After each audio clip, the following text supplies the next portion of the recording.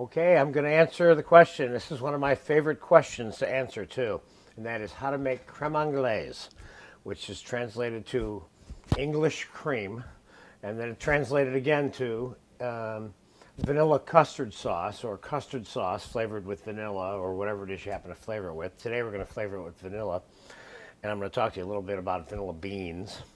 But this sauce, this dessert sauce, is like the brown sauce, if you will, of desserts, if you can understand that, meaning it's just used in so many different sweet things. You're going to love it. So first thing I'm going to do, and you got to understand this is a simple sauce, but it has very specific requirements so that it works. All of the ingredients are going to be vanilla, egg, sugar, and milk, egg yolks, okay? So I'm going to start you out with the vanilla bean down here, and I have the 2 cups of milk for the recipe already in the saucepan getting hot. Now, what I'm going to do is I'm going to show you how to handle a vanilla bean, all right? So, this is, now if you ever get a vanilla bean that's hard, that means it's not fresh, and you're going to may have problems with it. So I'm going to split the vanilla bean down the middle with a knife. I already have one I split over here. Now we're splitting it down the middle with a knife on purpose so that we can scrape the interior of this pod out. Chef, we can't see. There we go. Okay, how's that? Perfect. And there's the vanilla stuff right there that's on that spoon, which is what all the hubbub is about, okay? I just put that right inside the milk. I'm going to throw that pod that I used in there too. That milk is starting to scald. I'm going to turn that milk down. Right now I'm going to turn it off because it's getting hot. Throw that in there. Now this is probably, one might think that this is more vanilla than you need, but it depends how much vanilla flavor you want. Now you probably have noticed if you bought real vanilla bean ice cream, for example, that there's little black dots in it. And that's what this stuff is. This is hundreds, if not thousands, of little black things that make up the inside of the vanilla pod. So boom. We got all that in there, and this milk is getting hot. It is hot, so it's scalded milk. Right now, if you can come in a little bit closer, Richard, that'd be great. But the scalded milk has all that black stuff in it there, which is the vanilla bean. It's got, you see there? Yes. See all that black stuff floating out? It looks kind of nasty, but it isn't at all. All right, now, step 2 for making the creme anglaise is I have my 8 egg yolks and my half a cup of sugar, or 3/4 of a cup of sugar. Now I'm going to cream this together. Now what I'm showing you, this particular process, this is the classic old world French way in which this sauce is made, okay? I'm going to cream this together. And it's starting to change color already and get smooth. Doesn't take a lot of work for that. Now some people would put the sugar in with the milk.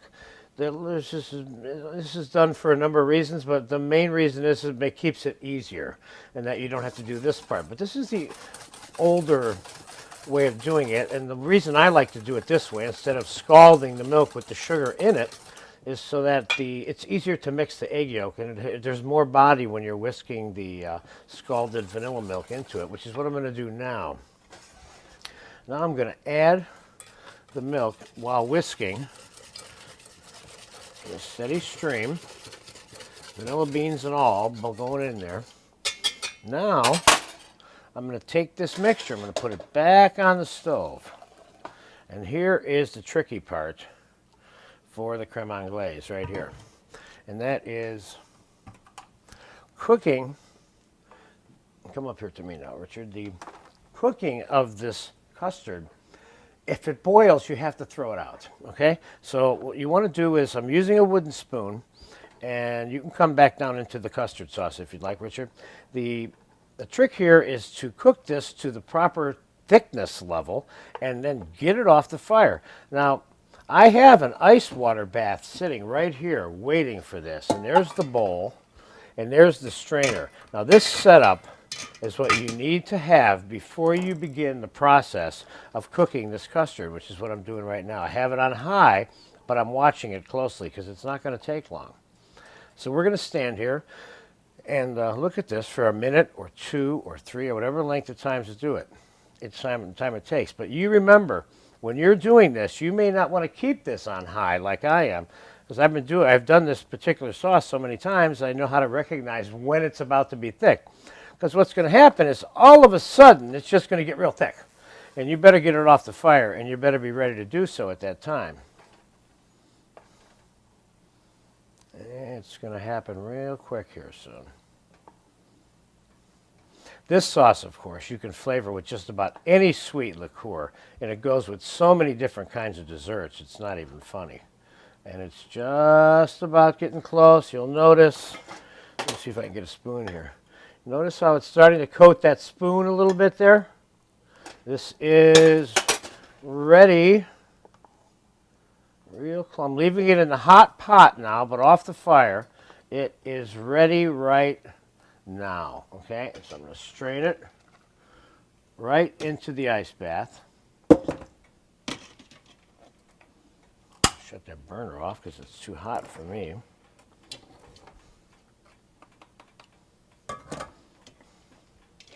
And now, the trick here, let me take a look at it with my glasses on. Now I'm stirring it now. That helps cool it down a little bit. And you want to cool it a little bit fast, like this, initially when you first strain it. And the reason why is, hey, see how the texture of that sauce is? And you can see the black vanilla specks in it also. All right?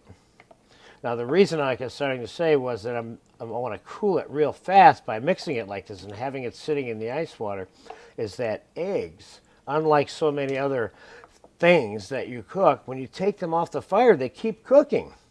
And so you notice how I immediately strained it, and now I'm immediately mixing it over the ice water. This is very important. Now we're starting to get what I would consider to be sauce consistency. And I'm going to time elapse this, and I'm going to bring this back in about 15 or 20 minutes, and you'll see how cold it is, and I'll pour some of it on a plate for you so you can see how it sets right on the plate. And with that sauce consistency of vanilla custard sauce. You just saw creme anglaise being made. I hope you like that.